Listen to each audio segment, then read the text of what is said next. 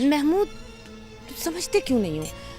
सनम की परवरिश इस तरह से नहीं हुई कि उसकी ज़िंदगी के अहम तरीन फैसलों में उसकी मर्जी शामिल ना हो या उसकी पसंद के मुताबिक ना हो फैसले। मैं उसका जहन उसकी मर्जी से ही बदलूंगा। मैं इस मुकाम पे बड़ी मुश्किल से पहुंचा हूं। मैंने नादारी भी देखी है और सख्तियां भी बर्दाश्त की हैं, और शुक्र है राहत और आराम भी मिला है। आई विल एडमिट कि मैं इस मामले में बहुत ही खुदगर्ज शख्स हूं।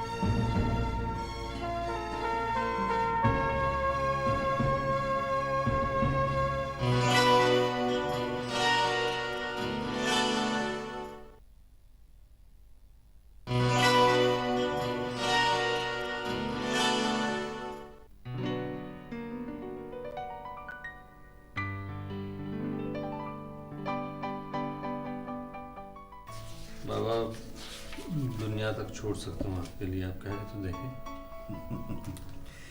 बेटे, जो बातें हम जानते हैं उनका इजहार कुछ अजीब सा नहीं लगता। बाबा, कि कहीं हमारी गलतफहमी तो नहीं? मेरा मतलब है, क्या वाकई मैं जानता हूँ कि आपके दिल में क्या है, या असल बात कुछ और है? बिल्कुल। मसलन जहान लगातार ये सोच रहे हैं कि आपकी अहमियत इनकी जिंदगी में सबसे ज्यादा है। ये बात आपको मालूम है, लेकिन उसके बावजूद जहान से एक छोटी सी ख्वाहिश का इजहार जो आपके दिल में नहीं कर सकते, क्योंकि आप समझते हैं कि जहान को ये बात मालूम है, जबकि जहान भी ये बात अच्छी तरह जानते हुए कि उन्हें इस वक्त आपके पास रुक जाना चाहिए, सिर्फ इसलिए नहीं रुकते कि आपकी नजरों में कमजोर ना लगे, यानी इमोशनली एक्सपोज नहीं होना चाहते। आप जहान के बारे में जो तस्वर फर्ज कर चुके हैं, वो जहान के खातिर बचाने की कोशिश कर रहे हैं। खैर, आप लोग मुझे तो बीच में से निकाल दें, लेकिन मेरा ख्याल है कि इस तरह फूंक फूंक कर कदम रखने की कोई जरूरत नहीं। उससे राब्ते रुक जाते हैं और जिंदगी के खास मोड़ पे एक दूसरे की पहचान जो एक दूसरे के लिए बना चुके होते हैं, उससे आगे बढ़ नहीं पाते। जबकि अहद तो अपने आप से किया होता है कि हमें एक दूसरे के बारे में लगातार कुछ ना कुछ सीखना है, अपने आप को एजुकेट करना है। तो तुम्हारा ये मतलब है कि किसी एक खास पॉइंट पर आकर हम एक दूसरे को जानने का अमल रोक देते हैं? जी मामू जान, हम एक दूसरे के बारे में कुछ बातें फर्ज कर लेते हैं और इस तरह मफरूज़ों की दीवारें खड़ी होना शुरू हो जाती हैं, जो आहिस्ता आहिस्ता एक मेज़ या भूल भुलैया बन जाती हैं, और हम एक दूसरे के जिस्मानी तौर पे बहुत करीब होते हुए भी अपने अपने मफरूज़ों के भूल भुलैयों में रुपोश हुए होते हैं और बात राब्ते की कर रहे होते हैं। मामू जान, कम्युनिकेशन मकालमे के बगैर तो मुमकिन ही नहीं, और मफरूज़े मुकालमा नहीं, खुद कलामी है। बेटे, बात तो बहुत ज़बरदस्त की तुमने, तो फिर क्या करना चाहिए?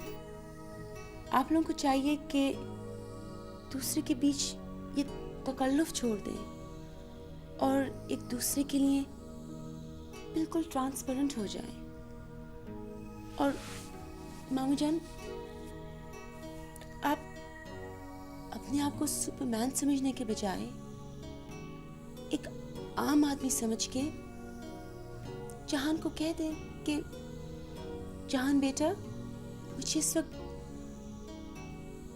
तुम्हारी जरूरत पहले से ज्यादा महसूस होती है।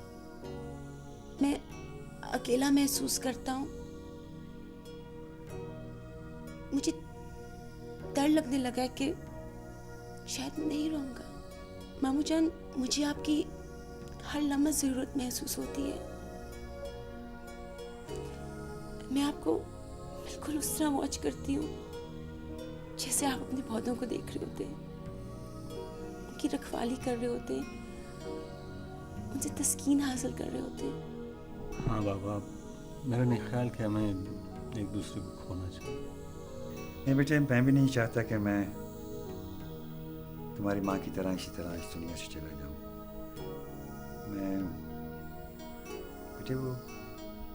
बेटे तुम्हारी कसम, आज तुम बहुत खूबसूरत लग रही हो। क्यों? मैं होती हुई अच्छी लगती हूँ। नहीं बेटे, तुम खूबसूरत हो, तुम्हारी सोच खूबसूरत है, तुम्हारी शख्सियत खूबसूरत है। ये तो आप अपनी तारीफ कर रहे हैं। अपनी तारीफ? जाहिर है आपकी सोबत का असर जो है। और फिर मैं कोई मर्द भी तो नहीं जो कमजोर लगने से घबराऊं। बाबा, मेरे ट्रांसफ़र की बात चली है। मुझे कुछ लोग यहाँ बुलवाना चाहते हैं। तो बेटे तुम्हें वो जगह छोड़ने का कोई अफसोस नहीं होगा? अफसोस तो जाहिर है होता ही है, लेकिन आपके पास आने की खुशी भी है। रियली? वो थैंक यू बेटे, दिल खुश कर दिया तुमने मेरा।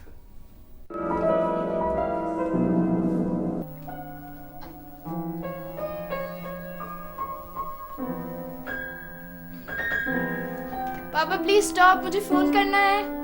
So I don't care. You don't care, liar.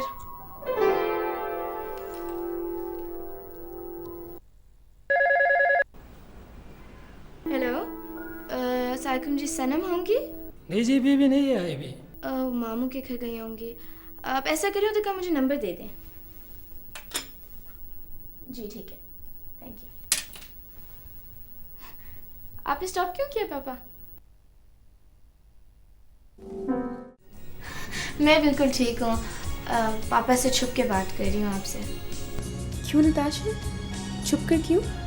वो समझते हैं आप मेरे टेलीफोन से तंग आ जाएंगी, इसलिए उन्होंने मुझे मना किया है। नहीं नताशा, नहीं। अच्छा, अब तुम बिल्कुल ठीक हो? फिर तो कुछ होना चाहिए ना। परसों पापा की गोल्फ गेम है।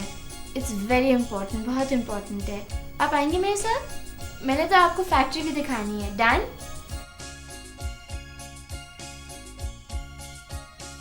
ठहरो नताशा, सुनो। अजीब हरकत है। शायद अपने बाप के दर्द से फोन बंद कर लिया हो। अगर मैं तो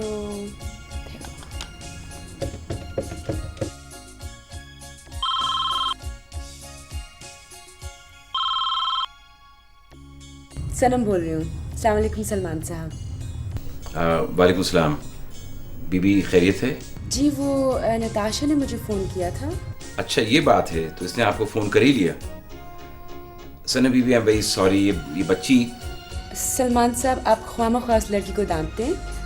मुझे उससे बात करके अच्छा लगता है। आई रियली लाइक हर। अच्छा, आप कहती हैं तो मैं मान लेता हूँ। आप बात करेंगी नताशा से? खैर, मैं आप ही से बात कर लेती हूँ। जी फरमाइए। दरअसल नताशा ने मुझे दावत दी है आपकी फैक्ट्री आने की, और वो समझ बैठी कि मैं आ रही हूँ।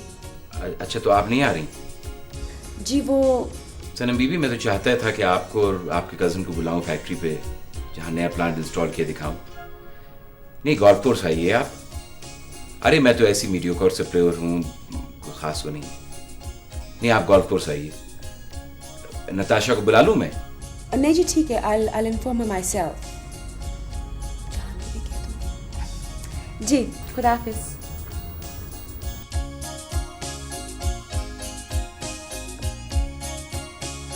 कौन थे सनम अंकल?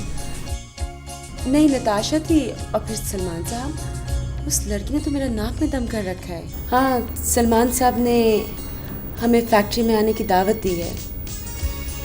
मैंने आपकी तरफ से हामी भर दी।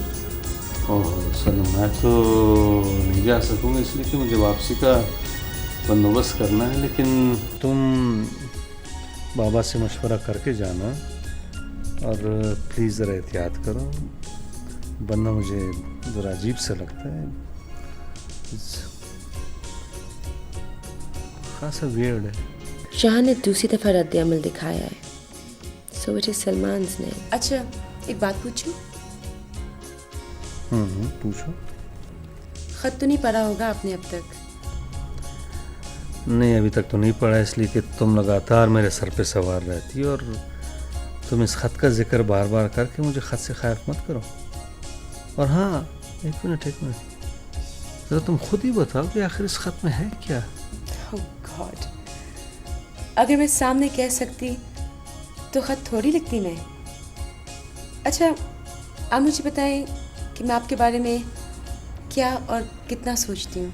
ज़ाहिर है पागलों का काम जो है वो पागलों की तरह हर वक्त दीवानेपन की बातें ही सोचते रहना है हर वक्त। लेकिन तुम ये भी कभी सोचती हो कि मैं लगातार तुम्हारे बारे में या आमतौर पर ज़िंदगी के बारे में क्या सोच रखता हूँ और क्या करना चाहता हूँ? जहां मैं एक एक चीज़ जानती हूँ और इन तमाम बातों में आपकी हम ख्याल हो, मुझे कोई बच्ची या इमेच्योर ना समझे। सनम, तुम 5 साल की उम्र से मुझे अपना अमूमर समझती चली आ रही हो, हालांकि मैं तुमसे कम से कम 13 साल बड़ा हूँ। तो ये कि अगले 10-12 सालों तक मेरा डोमेस्टिकेट होने का कोई इरादा नहीं। तुम अगर अपना पागलपन 10-12 साल और जारी रखना चाहती हो तो जारी रखो, मुझे तो ख़ास से इम्पोर्टेंट काम करने हैं। 12 या 13 साल तो ऐसे गुजर जाएंगे उन खूबसूरत ख्वाबों की ताबीर पाने की कोशिश में, पता ही नहीं चलेगा 11-12 सालों का।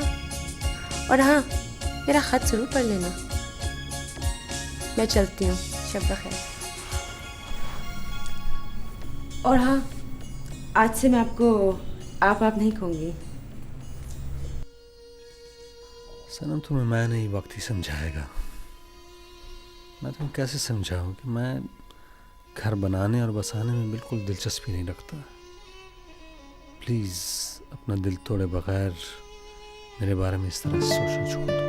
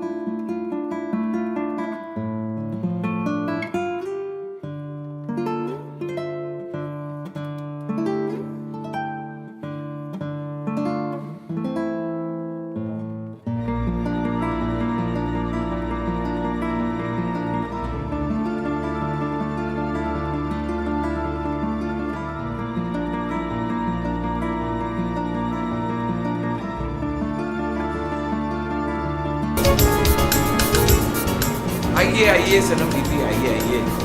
आपके कजिन नहीं आए? जी, उनको नॉर्थ जाना पड़ा। लकी मैन, वो वही कर रहा है जो चाहता है। जी, काश हमारे बीच ऐसे लोगों की तादाद जरा ज्यादा होती।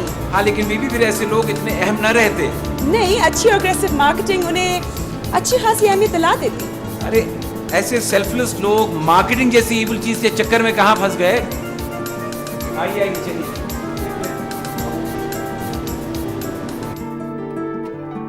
सनम, मैंने जिंदगी के बहुत से कीमती लम्हे इन चीजों के हवाले कर दिए और एक जुनूनी की तरह अपना वक्त बर्बाद करता रहा। बर्बाद करते रहे? सलमान साहब, फिर ये इतनी बड़ी ऑर्गेनाइजेशन कैसे बनी? बहुत बड़ी अचीवमेंट है। लेकिन कीमत भी इसकी बहुत बड़ी अदा करनी पड़ी। इस बराए नाम अचीवमेंट के लिए काश वो सारे साल जो मैंने खो दिए मुझे वापस मिल जाए। सलमान साहब, गुजरा हुआ वक्त तो वापस नहीं आ सकता, और ना तो वक्त कोई चीज है जिसे रिसाइकल किया जा सके। कुछ ना कुछ तो होगा इस तमाम सफर में जिसे आप एक ऑब्सेसिव जर्नी कहते हैं। कुछ ना कुछ तो होगा जिससे आप सैटिस्फाइड हो, खुश हो, प्राउड हो।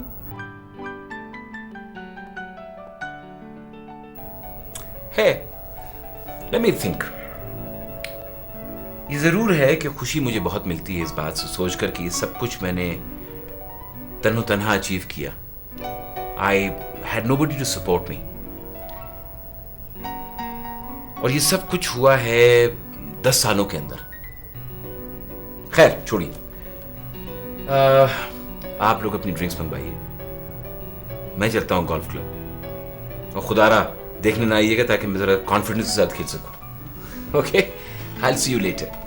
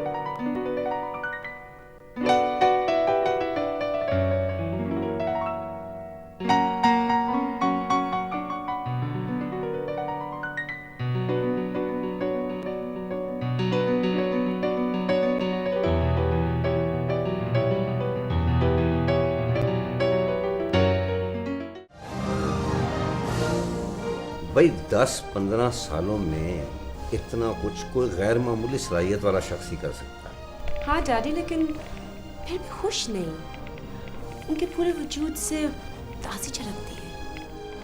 मिसेस आलम से उनके बारे में मालूम हुआ तो मुझे सच्ची बात है उससे कुछ हमदर्दी सी होती जा रही है। लगता है आप लोगों ने अच्छा खासा वक्त गुजारा है मिसेस आलम के साथ। बहुत कुछ बताया होगा उन्होंने। भाई बड़ी अजीब सी औरत है आपसे। वो तो है, लेकिन सलमान के बारे में बहुत फिक्रमंद है कि वो चाहती हैं कि सलमान शादी कर ले और सलमान को शादी के नाम से अलग। Daddy, why do we have to discuss this? आप लोग उन लोगों में इतनी ज़्यादा दिलचस्पी क्यों ले रहे हैं? मामू जान के घर तो नहीं गए होंगे ना आप लोग? अब भाई कल मामू से मिल लेंगे, बल्कि तुम ऐसा करो ना कि किसी तरह मामू को कल घर ले आओ। मिसेस आलम जान उनसे मिलके बहुत खुश होंगी। मिसेस आलम कल यहाँ आ रही हैं? क्यों? मुझे यकीन नहीं आता आप लोगों में इतनी दोस्ती होगी है। उन्हें इनवाइट करने की क्या जरूरत है, अपने आप को खुद ही इनवाइट कर लें। Anyways, मैं जा रही हूँ मामू के साथ वॉक पे, उनको बता दूंगी कल का। See you guys.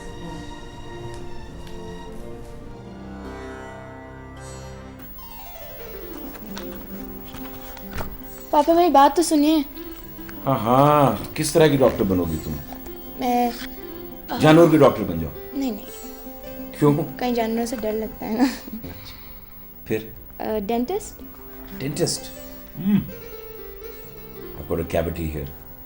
ठीक है, I'll fix that. Okay. You're going to charge a lot of money. Hello baby. दादी आपने तो मुझे डरा ही दिया था। Mommy, how are you? मैं बिल्कुल ठीक। आप कैसे हैं? मेरी जान कैसी है? बिल्कुल ठीक। अच्छा क्या पढ़ रही हो इतने गौर से? मैगजीन। मैगजीन?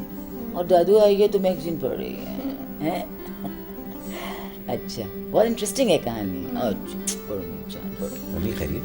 इस तरह बगैर इत्तला के आप आ गई? हाँ बेटा, मैं तुम्हें तुम्हारी नई फतूहात की मुबारकबाद देने आई। May I hope everything is all right? हाँ बेटा बिल्कुल, मैं असल में आपको कुछ खुशियाँ देने आई। मामू जान, मुझे कुछ बात अजीब सी लग रही है। क्या बच्चे? यही डैडी कुछ जरूरत से ज़्यादा दिलचस्पी नहीं दिखा रहे अली सलमान साहब में? अरे नहीं बेटे, जब दिलचस्प लोग मिलते हैं तो सब लोग ऐसा करते हैं। नहीं, इस तरह की दिलचस्पी नहीं। अच्छा, There's something more than that. यहाँ तक कि डैडी को हमदर्दी भी होने लगी है सलमान साहब के साथ। तो तुम्हारे डैडी ये अली सलमान को कितनी दफ़ा मिल चुके हैं? ये कोई एक आध दफ़ा, बाकी तारुफ मिसेस आलम के जरिए हुआ है। वैसे ठीक ठाक कैरेक्टर है मिसेस आलम, आप भी उनसे जल्द मिल लेंगे। क्यों? मैं क्यों मिल लूँगा उनसे? आइए। कहीं तुमने वादा तो नहीं कर लिया उनसे? You naughty girl.